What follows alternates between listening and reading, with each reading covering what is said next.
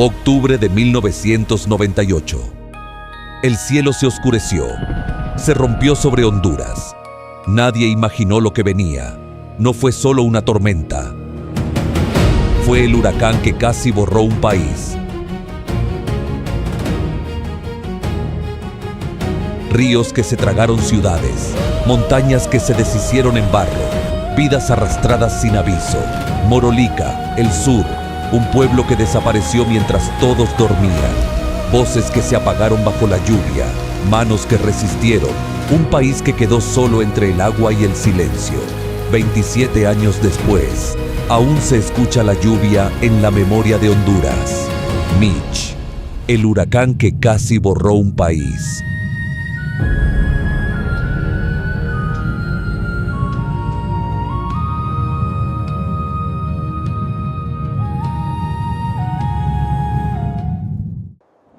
Honduras Pro presenta el huracán que casi borró un país.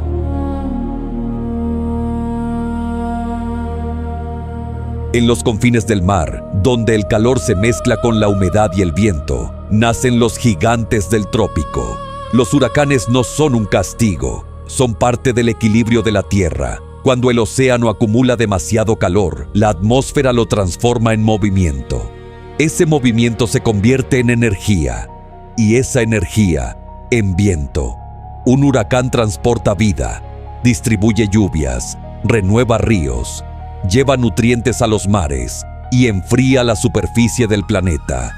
Pero esa misma fuerza que da vida también puede destruirla. En su núcleo, el ojo de un huracán es silencio. A su alrededor, la naturaleza gira en furia perfecta, recordándonos lo pequeños que somos ante su poder. Ahora que conocemos un poco más sobre la naturaleza de los huracanes, el momento ha llegado de remontarnos a 1998. El huracán Mitch, uno de los más poderosos de la historia, categoría 5. En el año 1998, Honduras se enfrentó a una tormenta descomunal. Durante varios días, una lluvia fina y aparentemente inofensiva se convirtió en un diluvio interminable. Nadie imaginó que aquel fenómeno, nacido lejos en el Caribe, se transformaría en el huracán más devastador de la historia de nuestro país. En pocas horas, los ríos se desbordaron, las montañas se desplomaron y las ciudades desaparecieron bajo el agua. Más de 11,000 personas perdieron la vida. Otras 8,000 continúan desaparecidas. Miles de familias quedaron separadas para siempre. Y un país entero cambió su geografía, su historia y su destino. Hoy recordamos el huracán Mitch, no para abrir heridas, ni para revivir el dolor, sino para enseñar, aprender y prevenir. Porque conocer lo que vivimos es la única forma de entender dónde estamos parados y cómo construir un futuro más fuerte. Si usted es sensible ante las imágenes que mostraremos, le pedimos comprensión. Este documental busca conciencia, no alarma. Conocemos su sentir, porque yo también fui un sobreviviente. Octubre de 1998. En el mapa meteorológico del Caribe, una mancha blanca comenzó a girar lentamente sobre el mar. Nadie le dio importancia. En los despachos del Centro Nacional de Huracanes, era solo otro sistema tropical. Pero aquella mancha crecería hasta convertirse en el huracán más devastador en la historia de Honduras y Centroamérica. El aire estaba caliente, demasiado. El Atlántico hervía en energía y el cielo parecía contener la respiración. Las primeras corrientes ascendentes se unieron en un torbellino, invisible aún para los ojos humanos, pero vivo. Las condiciones eran perfectas: calor extremo, presión baja y ningún viento fuerte que lo moviera. Todo conspiró. Así nació Mitch, pequeño, errático, silencioso. Un punto en el mar que pronto crecería hasta cubrir la mitad de Centroamérica. Los satélites enviaban imágenes impresionantes, nubes girando como una espiral de algodón, un ojo que se formaba poco a poco. En las pantallas, aquel remolino parecía hermoso. Nadie imaginaba la magnitud del horror que contenía. En la costa norte, el pescador Jorge Ramírez preparaba su lancha. El mar estaba más tibio de lo habitual, el aire pesado. El horizonte tenía un brillo extraño. Pucha, el mar respiraba raro, como si quisiera avisarnos, pero desgraciadamente aún no podemos interpretar esas señales. El 22 de octubre, Mitch se volvió tormenta tropical. En menos de 2 días, huracán categoría 1. Los meteorólogos observaban en silencio cómo su presión caía con velocidad anormal. En las oficinas de Tegucigalpa, los primeros boletines oficiales hablaban de lluvias y vientos moderados. Nadie pronunció la palabra catástrofe. Mientras tanto, en el Caribe, Mitch crecía. La atmósfera alimentaba su corazón de aire caliente. Cada gota de agua evaporada se convertía en fuerza. El ojo se definía perfecto, como una pupila en el océano. Un huracán así, de esa magnitud, no debería existir ni permanecer tan quieto. Eso es lo que nos atemorizó. El viento alcanzó 200 kilómetros por hora. Los barómetros se rompían por la presión. Los pilotos de cazahuracanes volaban dentro del ojo para medir su poder. En sus grabaciones se escucha el rugido del aire golpeando el avión. Es como volar dentro de una montaña en movimiento, dijo uno de ellos. En las costas de Omoa y Tela, las olas comenzaron a romper más alto. Los pescadores dejaron de salir. El mar se había vuelto enemigo. Es algo que es difícil de explicar para alguien que no tiene la facilidad de palabras. Las olas venían sin ritmo, ni el viento sabía dónde ir. El 24 de octubre, Mitch alcanzó categoría 5. Los satélites mostraban un ojo de 30 kilómetros de diámetro, rodeado de paredes de nube que alcanzaban los 17 kilómetros de altura. Desde el espacio era una espiral perfecta. Desde la Tierra era una sentencia. Nadie se imaginaba lo que iba a pasar. Es que nadie entendía lo que venía y ya estábamos en medio. El viento rompió las bandas de nubes sobre Jamaica y Nicaragua. Honduras quedó debajo de una sombra que no se movería por días. En Tegucigalpa, las autoridades emitieron alertas tempranas, pero las radios comunitarias seguían poniendo música. La gente no sabía que ya no había camino de vuelta. En las aldeas, los niños jugaban bajo lluvia sin entender que esa agua era solo el inicio. Pues mire, el cielo se puso oscuro. Una soledad y tristeza que se sentía, y cuando eso pasa, nada bueno viene. En las siguientes horas, el país quedó envuelto en oscuridad. Los ríos comenzaron a subir. El Ulúa, el Chamelecón, el Patuca, todos se alzaron al mismo tiempo. La tierra tembló bajo la presión del agua. Los primeros pueblos quedaron aislados. Puede sonar un poco coloquial y hasta incoherente, pero prácticamente era como si el país entero respirara agua. A medianoche, el lodo empezó a deslizarse por las laderas. El viento traía truenos sin relámpagos. La lluvia se volvió pared. ¿Qué puedo decirle que ya no sepa? Hasta de recordar siento miedo. Llovía de lado, como si el cielo se hubiera roto. La noche del 25, los vientos superaron los 280 kilómetros por hora. Las primeras comunicaciones se perdieron. Los pilotos ya no podían entrar en el ojo. En el Caribe, el monstruo giraba sin avanzar. La lentitud era su arma. Cada hora inmóvil era más agua sobre el mismo lugar. Los meteorólogos en Miami miraban pantallas sin poder creerlo. El huracán no avanza, repetían. En las montañas de Santa Bárbara, el aire ya se sentía pesado, como si el mundo estuviera a punto de romperse.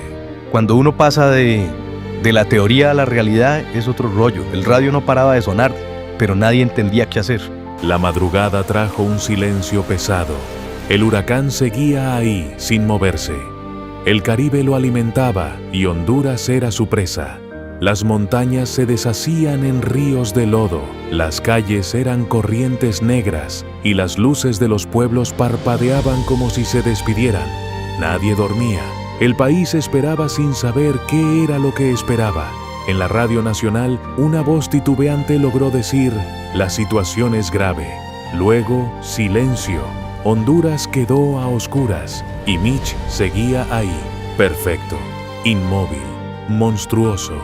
El día siguiente, el huracán descargó toda su fuerza. Las nubes se cerraron sobre el país. Lo que vendría después no sería una tormenta, sería la desaparición de todo lo que conocíamos. El huracán ya no giraba, había descendido. Honduras entera estaba bajo un mismo ruido, un rugido que no terminaba nunca. Por impresionante que suene, esto era diferente a todo. Nunca hubo registro de algo así. Los instrumentos dejaron de medir. La costa norte desapareció bajo un manto marrón. Las plantaciones de banano flotaban como balsas verdes. En Choluteca, el cielo se volvió una sola tormenta. Los cerros comenzaron a moverse. Barrios enteros se deslizaron montaña abajo. En Tela, La Lima y El Progreso, el agua avanzó casa por casa, sin freno. Los techos eran las nuevas islas. La gente subía con niños, gallinas y miedo. Desde los helicópteros se veían manos agitándose entre la corriente. Era casi imposible no ser conmovido por las imágenes. Gritaban desde los techos. No sabíamos a cuál ir primero.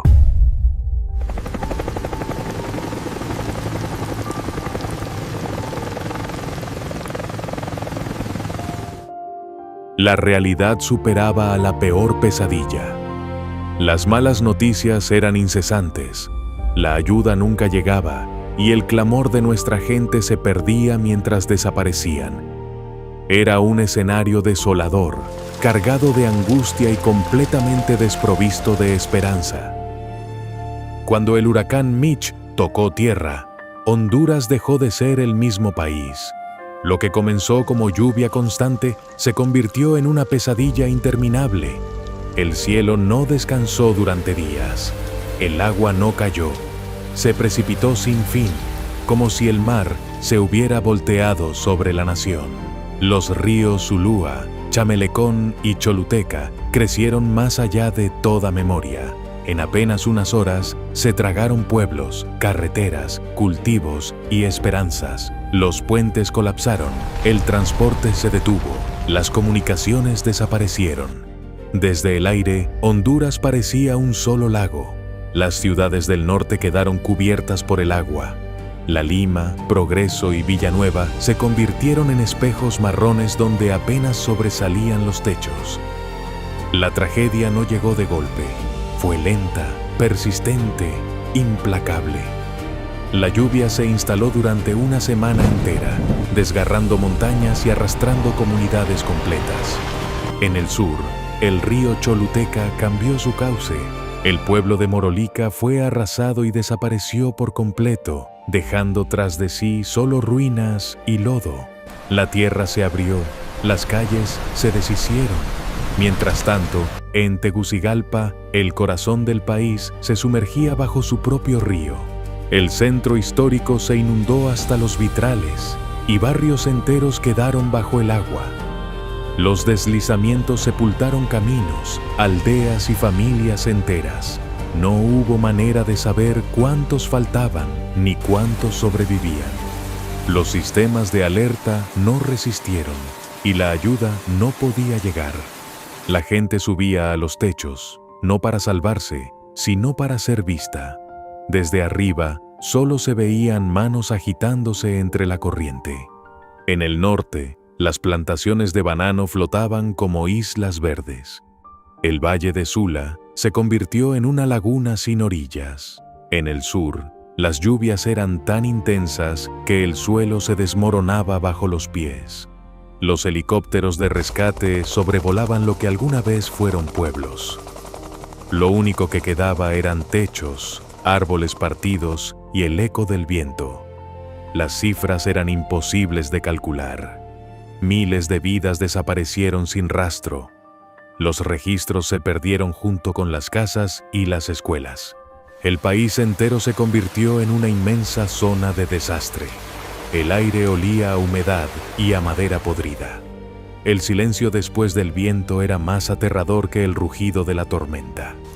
En las noches, solo el brillo de los relámpagos revelaba lo que quedaba. Un paisaje sin forma, donde las calles eran ríos y los campos, cementerios de barro. Cuando finalmente la tormenta cedió, no hubo alivio. Solo el descubrimiento del tamaño de la pérdida. Se calculó que más del 70% del territorio nacional resultó afectado.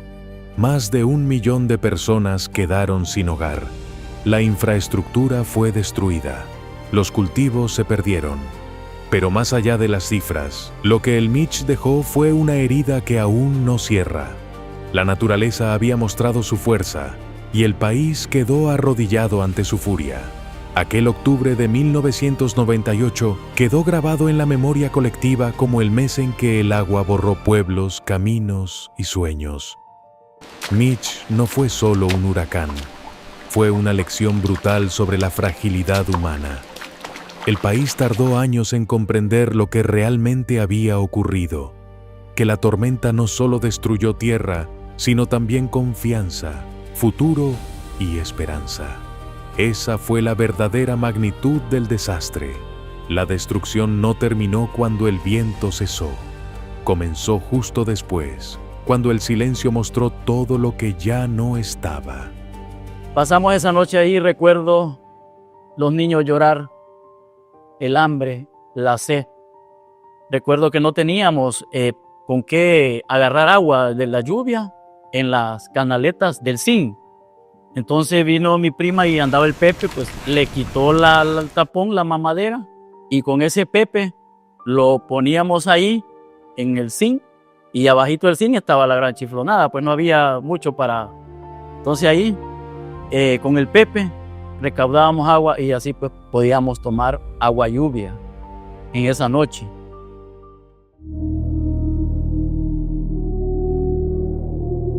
Mitch se fue, pero se llevó con él puentes, carreteras, casas, parques, aldeas, municipios, sueños y sacrificios. Pero lo que más dolió fue que se llevó hijos, hermanos, tíos, abuelos y padres, dejando ausencias que desde entonces duelen sin poderse explicar.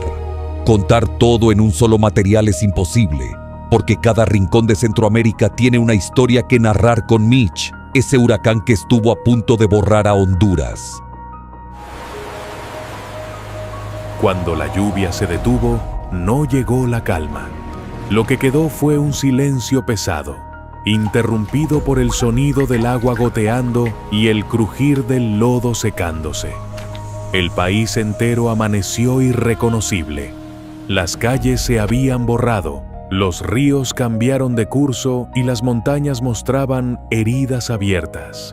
Desde el aire, Honduras era una mancha marrón, inmóvil, sin límites. Los sobrevivientes emergieron cubiertos de lodo, sin entender si la tormenta había terminado o si el mundo había cambiado para siempre.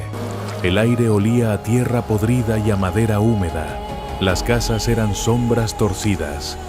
Las escuelas se convirtieron en refugios, los templos en hospitales improvisados. En cada rincón del país se escuchaba una misma pregunta: ¿quién falta? Los nombres se repetían en las radios, en papeles, en paredes improvisadas. Los que estaban vivos buscaban a los que no volverían. Las autoridades comenzaron a hablar de cifras, pero las cifras no podían describir el dolor.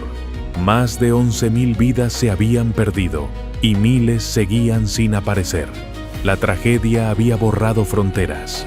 En los refugios, la gente compartía espacio con el miedo. Dormían en el suelo, entre mosquitos y humedad, esperando el sonido de un motor, una voz, una señal. Los voluntarios trabajaban día y noche sin descanso. En cada rescate encontraban silencio. En cada silencio, una historia que no llegaría a contarse. El sol volvió con fuerza, secando el lodo y dejando expuestas las marcas del desastre. El agua retrocedió, pero el daño quedó al descubierto. Calles agrietadas, techos retorcidos, árboles partidos. Las carreteras eran heridas abiertas. Las comunidades aisladas se convirtieron en puntos invisibles en el mapa. El país se dividió entre quienes buscaban y quienes esperaban. Las noches eran largas, sin luz, sin electricidad, sin noticias. Solo el sonido de insectos y el eco de las aguas que aún corrían. Las velas iluminaban los refugios y los campamentos improvisados. En las paredes se colgaban retratos mojados, pequeños altares que recordaban a los ausentes. Los días siguientes fueron una sucesión de descubrimientos dolorosos. Donde antes había casas, ahora solo quedaban escombros. Donde hubo caminos, solo lodo. El país se levantaba cada mañana para enfrentarse a la misma realidad. El Mitch no se había ido del todo. Las lluvias seguían cayendo de manera intermitente, como si la tormenta se resistiera a abandonar el recuerdo. Las noticias llegaban a cuentagotas. Las imágenes mostraban helicópteros sobrevolando desolación, barcos varados tierra adentro, carreteras cortadas por deslizamientos. Cada fotografía era una prueba del tamaño de la tragedia.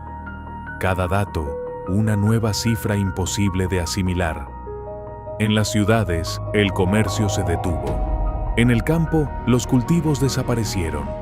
El país perdió casi el 80% de su infraestructura agrícola.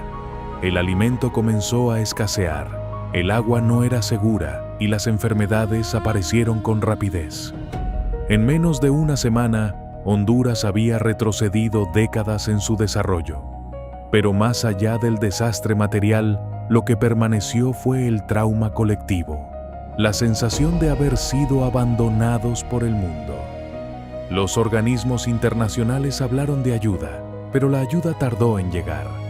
Mientras tanto, el pueblo sobrevivía con lo que tenía: solidaridad, fe y silencio. En los meses posteriores, la lluvia se fue y el sol trajo otro tipo de tormenta. El calor, el olor, las enfermedades. Las riberas se llenaron de cruces, los valles se convirtieron en cementerios abiertos. El huracán Mitch no fue solo viento ni agua, fue una herida que cambió para siempre la forma en que el país entendía la vida. Honduras se miró en el espejo del desastre y descubrió su fragilidad. Aquel 1998 no terminó cuando paró la lluvia.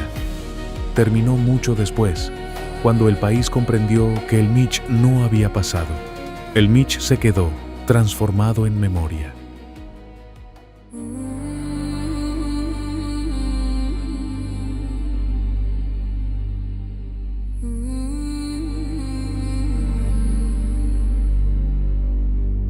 El agua comenzó a bajar.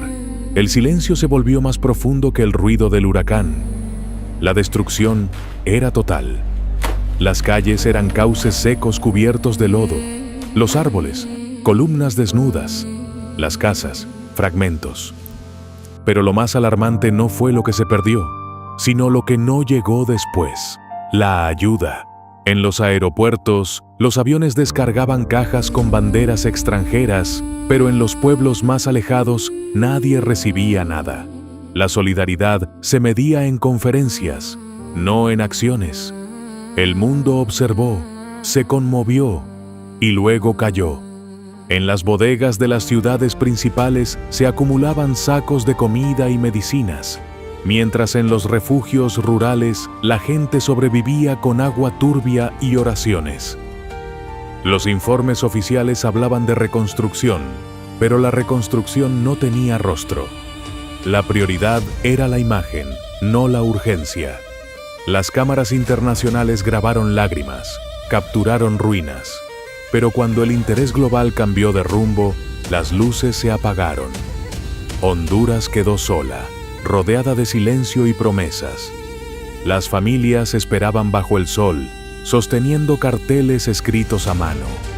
Muchos murieron esperando víveres que nunca llegaron.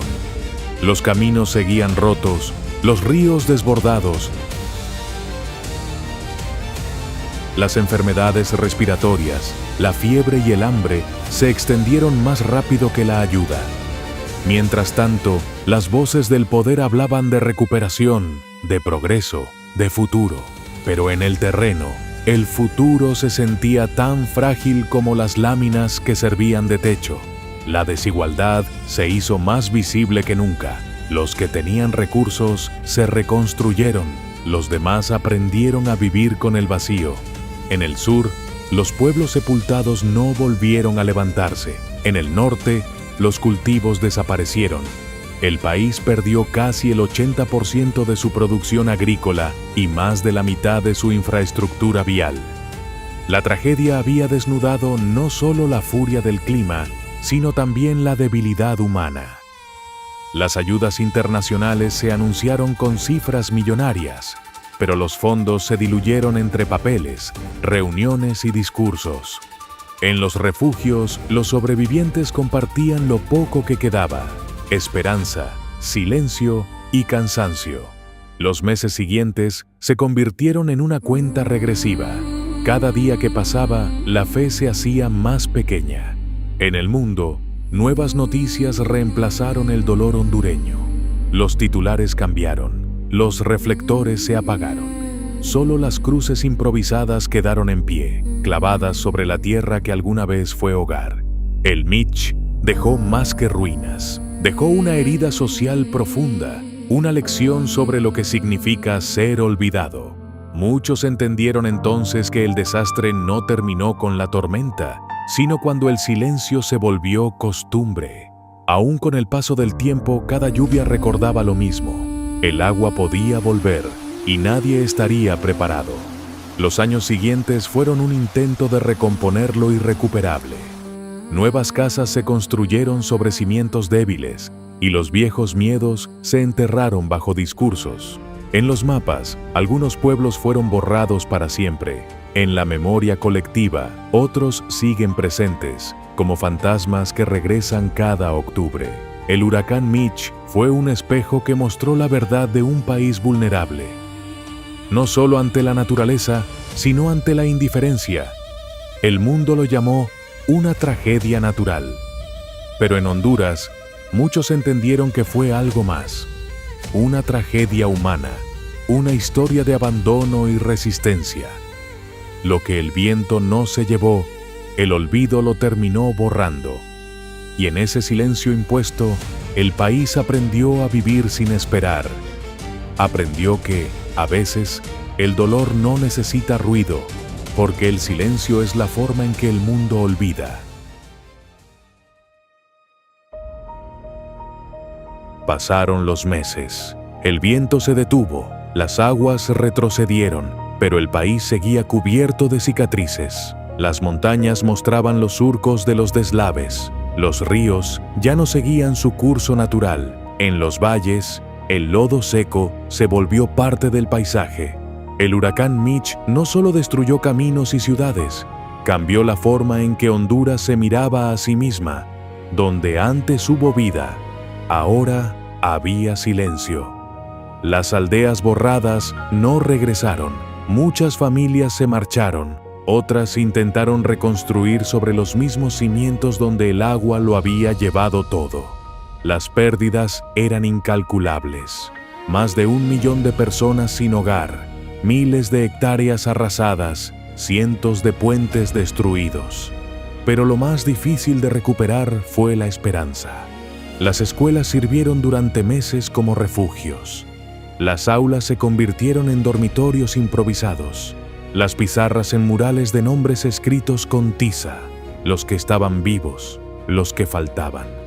La reconstrucción fue lenta, desigual y muchas veces simbólica.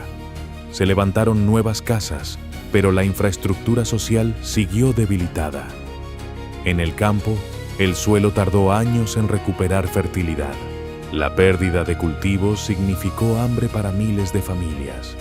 En las ciudades, la pobreza se multiplicó y con ella la migración hacia el norte. El Mitch dejó de ser noticia, pero en la vida cotidiana seguía presente. Cada lluvia era una advertencia, cada nube gris un recordatorio de lo vivido. Los sobrevivientes aprendieron a convivir con la memoria. Algunos levantaron pequeñas capillas sobre los sitios donde antes hubo casas. Otros guardaron fotografías en cajas como si el tiempo las hiciera menos dolorosas. El gobierno habló de desarrollo, de avance, de recuperación. Pero la realidad era otra. El país tardó años en estabilizarse y las heridas más profundas no fueron las que dejó el agua, sino las que dejó el abandono. Los jóvenes crecieron escuchando historias de aquel 1998. Historias contadas por sus padres y abuelos con la voz quebrada. Cada octubre, el país se viste de nubes. Las lluvias regresan y con ellas los recuerdos. Las alarmas se encienden, las miradas se elevan al cielo y el miedo se instala otra vez. La naturaleza enseñó una lección dura. La prevención no es un lujo, es supervivencia. Pero esa lección, con el tiempo, también se ha ido olvidando. Morolica renació río arriba, pero el viejo pueblo sigue enterrado bajo el lodo. Nadie camina por ese valle sin sentir que está pisando historia. El Mitch transformó la geografía y la memoria nacional. Después de él, ningún huracán fue solo lluvia. Las generaciones que no lo vivieron heredan un país marcado por esa fecha, porque Mitch no fue solo un evento meteorológico, fue una frontera en el tiempo, una línea que divide el antes y el después. A pesar del dolor, la vida siguió. Se reconstruyeron carreteras y escuelas, pero el vacío humano no tuvo reemplazo. Los sobrevivientes cargan en el alma el sonido del viento, el rugido del agua, el silencio posterior. En los libros de historia, el Mitch se recuerda como uno de los huracanes más poderosos del siglo XX. Pero para Honduras fue más que eso. Fue una prueba de resistencia, de fe, de memoria colectiva. El país aprendió que las tormentas no solo destruyen, también revelan quiénes somos y qué tanto podemos soportar. Hoy, más de 2 décadas después, aún se buscan respuestas. Aún hay quienes miran al cielo y sienten que la historia podría repetirse. Cada nube gris es un espejo del pasado. Cada lluvia, una advertencia. El huracán que casi borró un país no se fue del todo. Permanece en la memoria, en los paisajes, en las ausencias. Y mientras exista alguien que recuerde, Mitch seguirá vivo. No como tormenta, sino como historia.